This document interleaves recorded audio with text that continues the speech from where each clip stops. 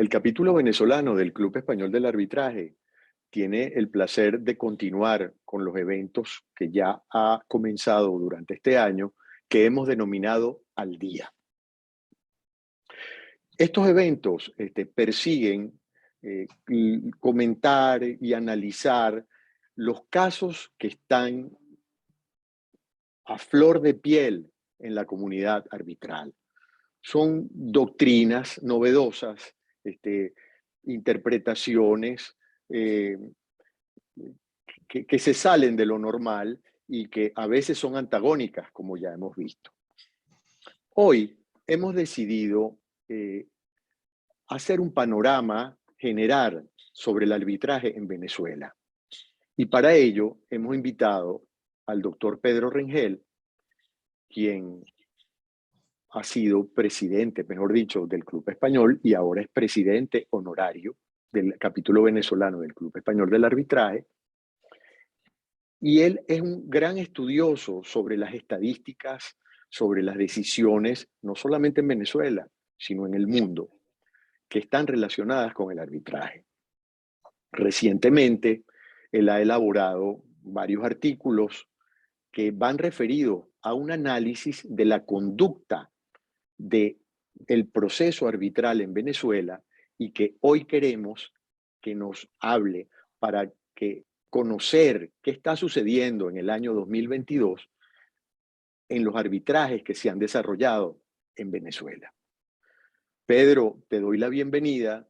Yo sé que tú nos vas a dar una amplia visión y vas a llegar a unas conclusiones que probablemente van a sorprender a muchos de los que hacen arbitraje en Venezuela y hacen arbitraje en el mundo que puedan estar viendo este evento. Adelante, Pedro. Gracias, Adolfo. Bueno, yo primero que nada celebro esta iniciativa tuya como presidente del capítulo venezolano del Club Español del Arbitraje y que tiene un nombre que va muy acorde pues, con los fines y propósitos que tenemos, un poco de decir, de divulgar y reflejar qué es lo que está pasando en el arbitraje en Venezuela. Es decir, un nombre como Al Día viene muy a cuento, ¿no? Y quería comenzar esta exposición haciendo referencia o recordando que a principios de la década de los 2000, Eloy Anzola, que presidente honorario y fundador del capítulo venezolano del Club Español del Arbitraje, él nos hablaba en sus artículos del fatigoso camino que transita el arbitraje y también el Tribunal Supremo de Justicia riñe con el arbitraje. Eloy comenta en esos artículos varias decisiones del TSJ con criterios excesivamente estrictos en relación con el acuerdo arbitral, básicamente aquello de la manifestación inequívoca de la voluntad de arbitrar controversias.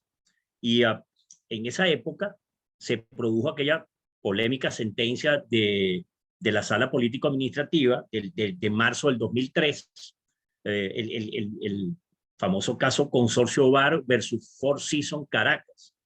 En ese caso, la Sala Político-Administrativa desestimó una cláusula arbitral que era más o menos patológica y afirmó la jurisdicción del Poder Judicial para resolver esa controversia. Cuando esa sentencia salió, pues había gente pues, que decía que eso daba al traste con el arbitraje, que era muy estricto en la consideración sobre el acuerdo arbitral. Además de eso, hubo una serie de decisiones también de la Sala Político-Administrativa en regulación de jurisdicción que declaraban inarbitrable la materia arrendaticia por considerarla materia de orden público no susceptible de resolverse en arbitraje. Ahora, ¿qué ha pasado? Bueno, desde esa época hasta hoy, estamos en el año 2022, han pasado más de 20 años y ha corrido bastante agua debajo del puente, ¿no?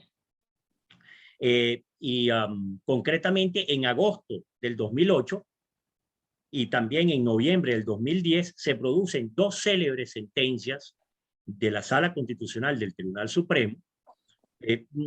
La primera, que resuelve el recurso de interpretación del artículo 258 de la Constitución Nacional que es la que establece, es el artículo que establece que la ley promoverá el arbitraje y los demás medios alternativos de solución de controversia.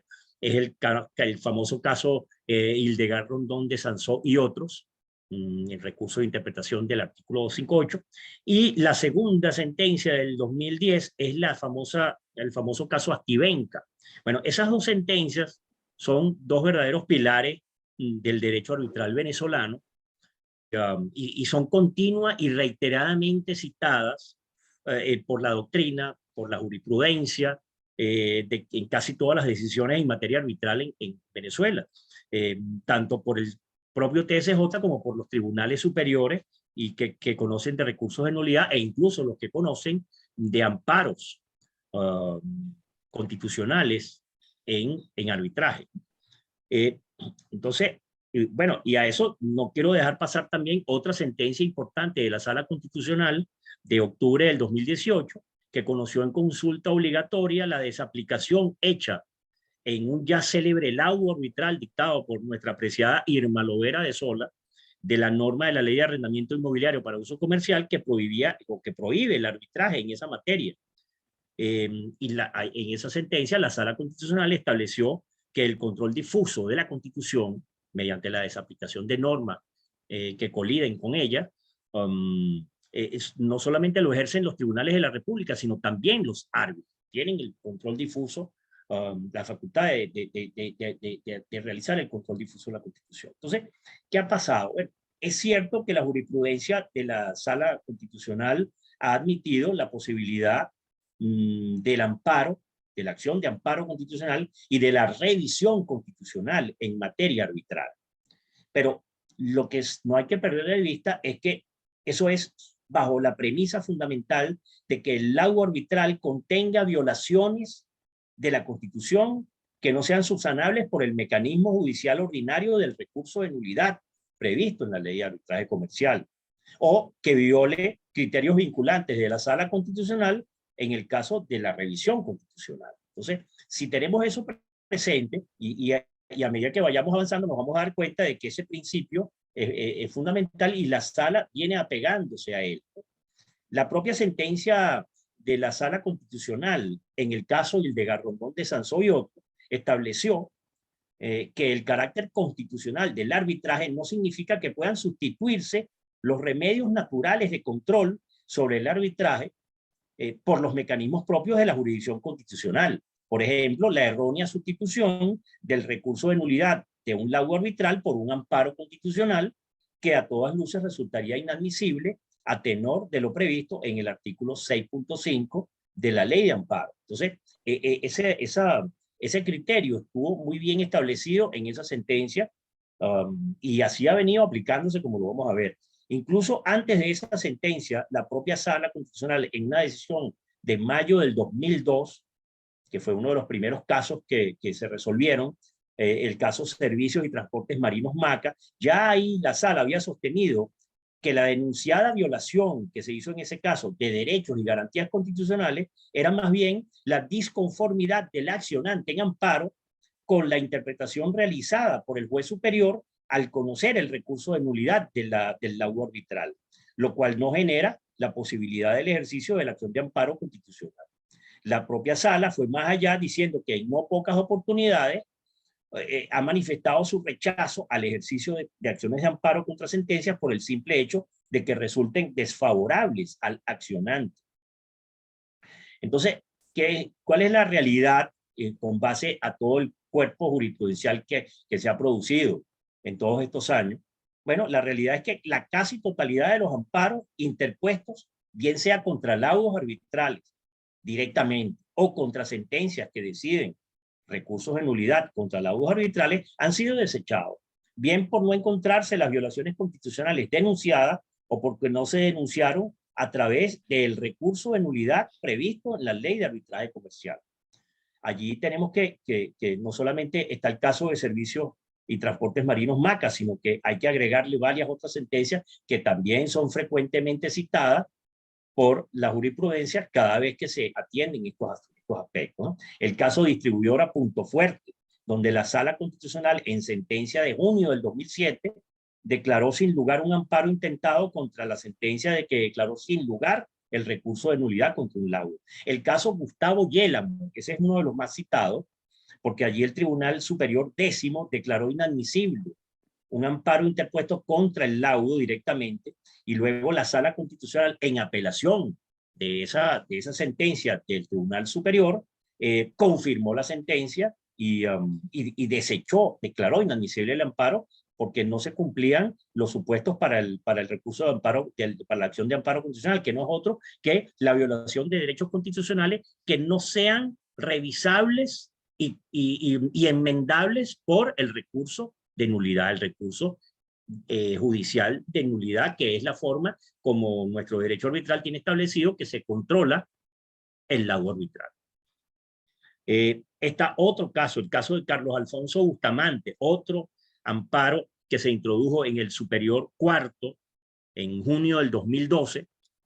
Esa sentencia declaró inadmisible ese amparo, y aunque revocó la Sala Constitucional, conociendo en apelación esa decisión del Tribunal Superior, aunque revocó la sentencia del Tribunal Superior, declaró sin lugar el amparo, porque el accionante lo que intentaba era impugnar el fondo o mérito del laudo, lo cual no es revisable ni en recurso de nulidad ni tampoco en amparo.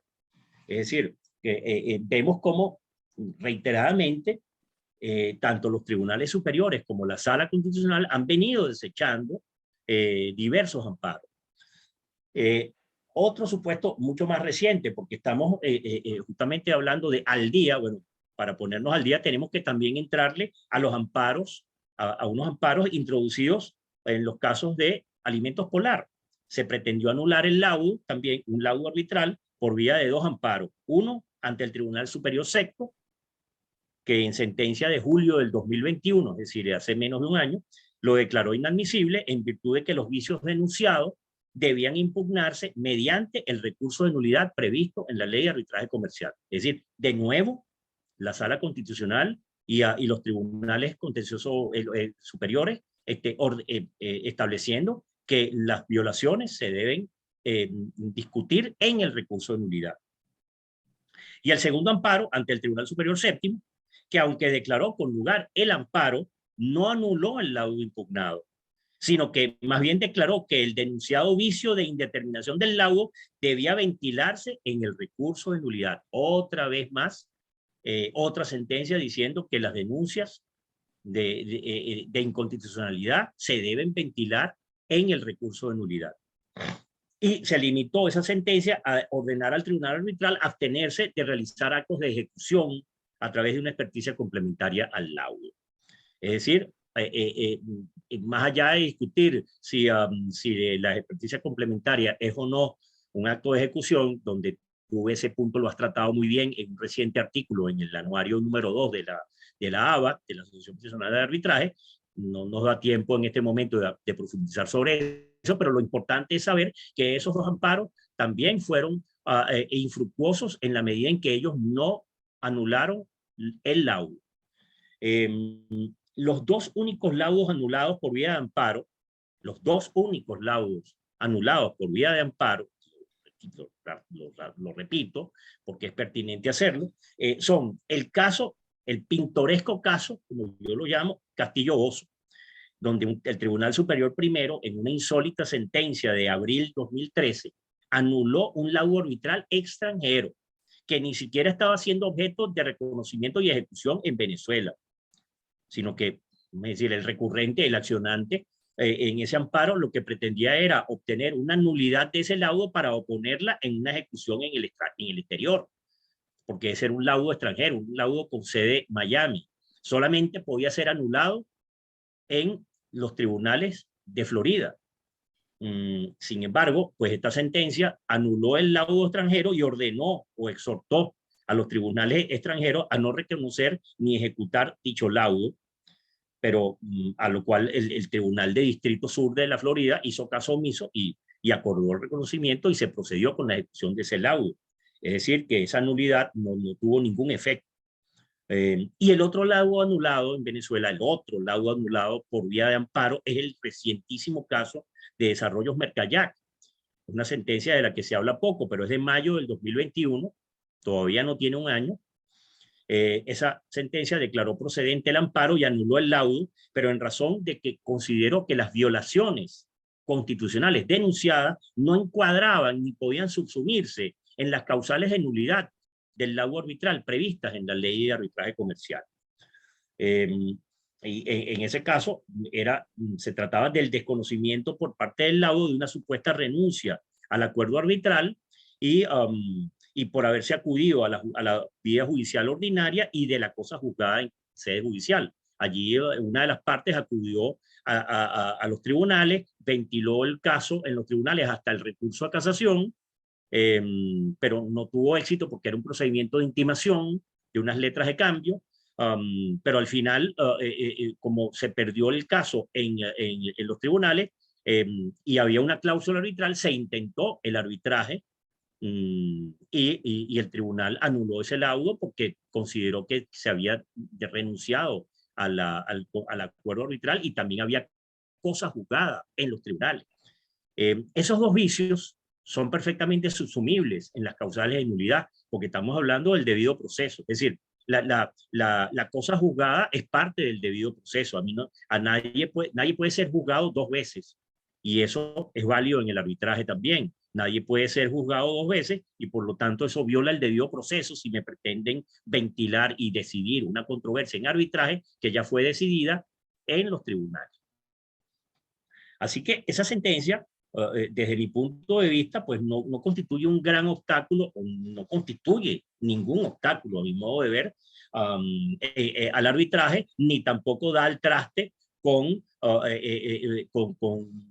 el derecho arbitral, con el hecho de que se resuelven las controversias a través de un laudo arbitral válido, etc. Ahora, también han ocurrido recientemente, pues hay dos sentencias de amparo constitucional contra laudos cautelares, es decir, no contra laudos definitivos, sino contra laudos cautelares. Una vieja del año 2010 del Tribunal Superior Cuarto, que declaró sin lugar un amparo contra un laudo cautelar, en el caso Consorcio Bar, y donde se confirmó la medida cautelar. Mientras que otra sentencia del Tribunal Superior Séptimo, más reciente, de mayo de 2021, el caso Carroferta Medio Group, declaró con lugar una acción de amparo cautelar, contra un laudo cautelar y anuló la medida cautelar de urgencia que se había adoptado. Es decir, que los tribunales ha habido esas dos sentencias, pues no contradictorias, sino una desechando el amparo y en otro caso, en el más reciente, se declaró con lugar el amparo y se anuló la medida. Pero estamos hablando de medida cautelar, estamos hablando de laudo definitivo.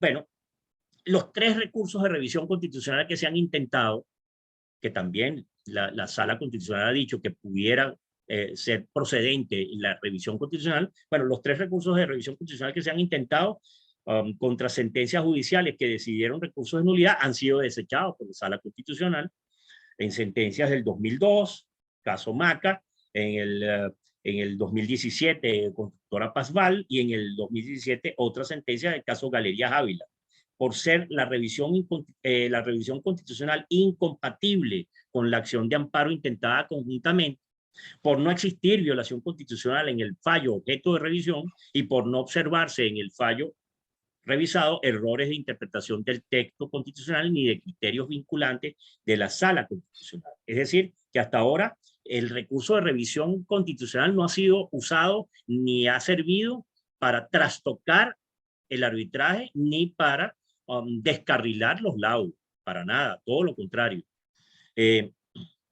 Y sobre el único intento, y esto es muy importante porque esto sí es algo más reciente, sobre el único intento que ha habido de utilizar en el arbitraje la facultad de abocamiento de la Sala Constitucional como modalidad de control de la constitucionalidad, la Sala Constitucional ya se pronunció recientemente en sentencia de abril 2021 el sonado caso Alimentos Polar, descartando la aplicación de esta figura en el arbitraje.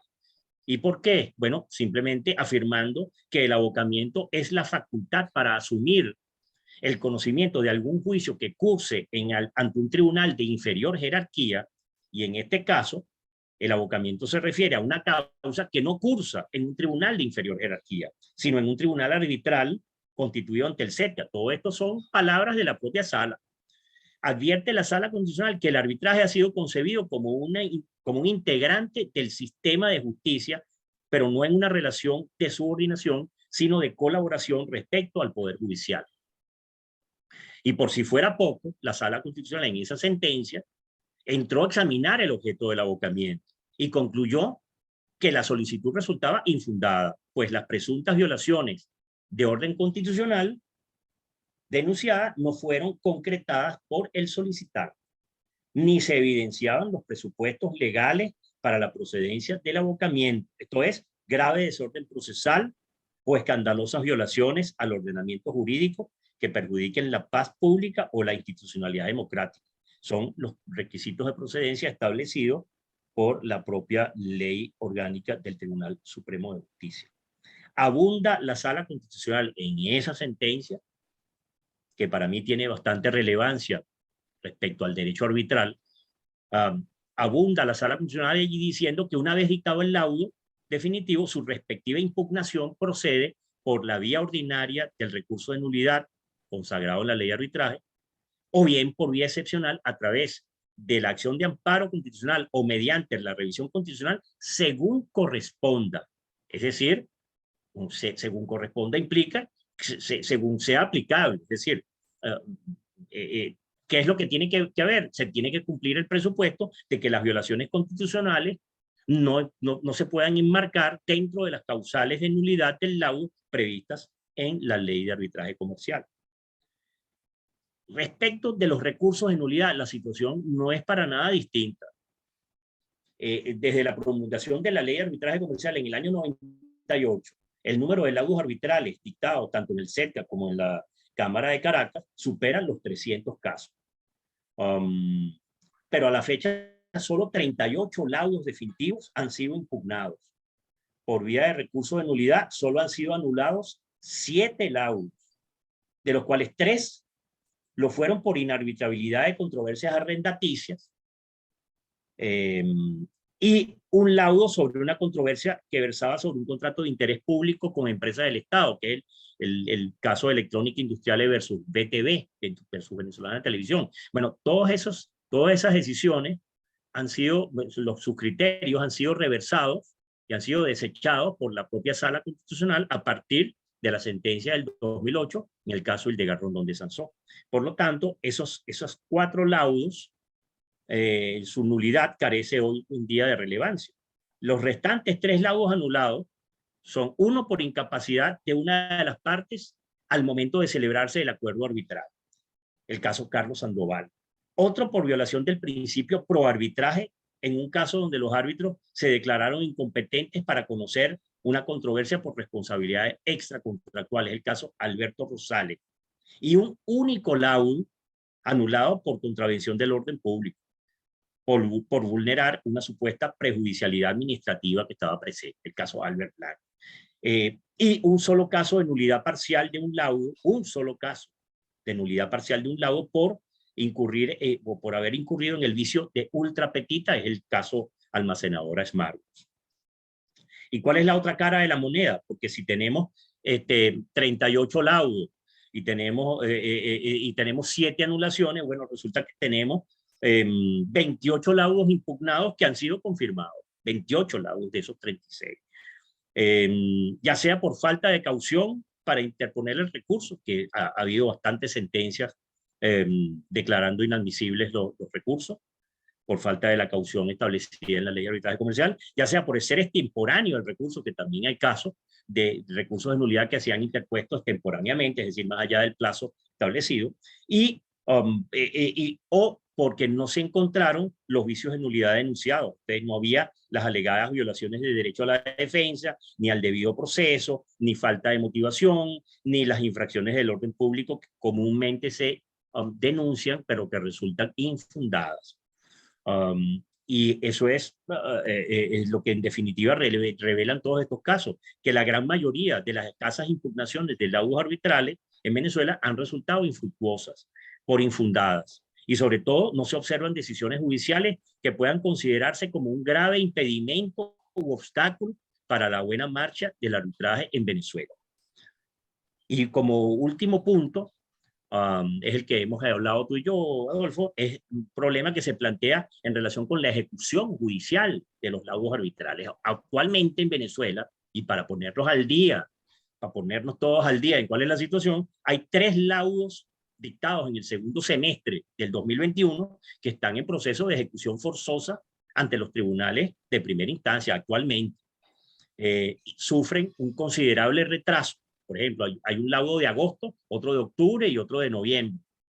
Son laudos que están en los tribunales ejecutándose y sufren de un considerable retraso por la tardanza de los tribunales en proveer sobre la ejecución solicitada, en avanzar en los temas como la notificación de la parte contra quien se pretende ejecutar el laudo. Y bueno, y todo eso pues, constituye sin duda un problema. A la hora de ejecutar el laudo dependemos de los tribunales judiciales y los tribunales judiciales tienen una considerable demora en eso y la evidencia es estos 3 casos que están ahorita en ejecución. 2 casos de Galerías Ávila Center son públicos y la ejecución del laudo final en el caso Carroferta también está siendo objeto de ejecución. También tiene un recurso de nulidad interpuesto. Y entonces hay esa carrera, pues, de quién, si va a ejecutar primero el ejecutante o se va a suspender la ejecución por la caución que se interponga en el recurso de nulidad. Todo eso está por verse porque el recurso de nulidad también va lento en su tramitación en el Tribunal Superior. Así que bueno, eso es un poco la situación al día, Adolfo. Bueno, mira, Pedro, una de las características de estos eventos es que no deben ser muy largos en tiempo para que las personas se puedan empapar rápidamente de la situación y documentarse con la información que se les pueda dar. La conclusión a la que yo llego con relación a tu minucioso trabajo es que no prosperan los ataques contra los laudos arbitrales o contra el proceso arbitral, no prosperan. El problema que yo veo es que lo dilatan, o sea, rompen con la finalidad principal que busca la gente cuando entra al arbitraje, que es la celeridad. Yo diría, para concluir, que ese trabajo que tú estás haciendo, o que has hecho y que sigues actualizando, deberíamos hacérselo llegar a la gente del Poder Judicial.